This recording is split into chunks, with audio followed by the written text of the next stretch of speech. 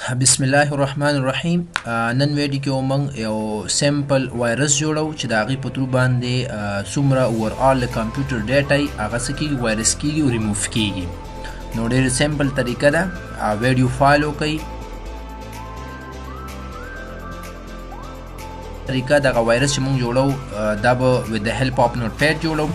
نو راځئ ویډیو سټارټ کوو. فرسټ اف آل به تاسو راشي وینډو آر جست دلته به ټایپ کوئ نوټپیډ به تاسو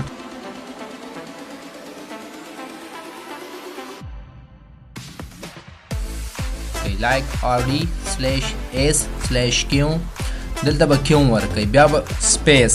نو دلته چې تاسو کوم ډرایو غواړئ چې د هغې نه ډیټا څه کوئ وایرس یا ریموف کوئ، نو تاسو به راشئ دلته به وګورئ موږ USB ورکړی د هغه د ډي په ډرایو نوم ده. صحیح ده. نو موږ به دلته ډي ډرایو ورکړو، هغه هم کیپیټل، بیا ډبل کالن او هغې پسې بیک سلیش به تاسو کوئ واچوئ. دا به تاسو راشئ سیو کوئ، سیو نیو دلته به ورکړئ یس سیو. دلته به تاسو هر یو نوم ورکوئ، خو یو خبره دلته یاد وساتئ چې کله تاسو نوم ورکوئ لیر سپوز ورکومه چې وایرس، صحیح شو، وایرس مونږ .bat یعنی دا موږ سره یو بیچ فایل ده، هر یو نوم ورکوئ. نو وایرس .bat او چرته غواړم په ډیسکټاپ باندې، دا به موږ څه کوو سیف کو. دې نه به تاسو بهر شئ. تاسو اوس ګورئ دغه آیکن دی، دا صحیح ده، دا آیکن چې دی ترو موږ څه کو راوستو. تاسو ګورئ دغه ځای ټچ کوم، نو دغه باندې به تاسو ډبل کلیک وکئ. که دې کې هر څومره ستاسو ډرایو کې ډیټا وي، صحیح ده، نو ترو هغه څه کېږي موږ سره ریموف کېږي. نو تاسو څه وګورئ موږ سره آلریډي چې دی USB ډرایو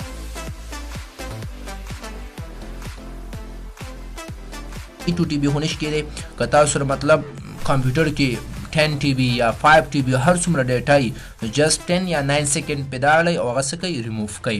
نو زموږ USB تاسو وګورئ آی تھنک چې دی دا 14 GB ده.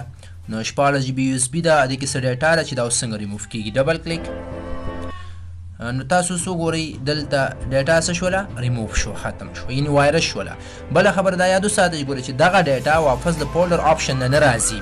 دا یو کس وایي زه انجینر یم، سافټویر انجینرینګ کوم، دا زه واپس ریکور کولی شم، نو دا نه ریکور کېږي. تاسو ګوره ویو راشئ به فولډر آپشنز چینج فولډر ویو. نو که تاسو دلته آلریډي شو ده، که ته هایډ کې کو شو کې افلای که، نو تا د ډیټا دلته څه کېږي نه شو کېږي. نو دې لپاره خپل ټریک دی ټیکنیک دی انشاءالله نیکسټ ویډیو کې به کوو چې دغه وایرس شوې ډیټا واپس څنګه لاسته راوړو.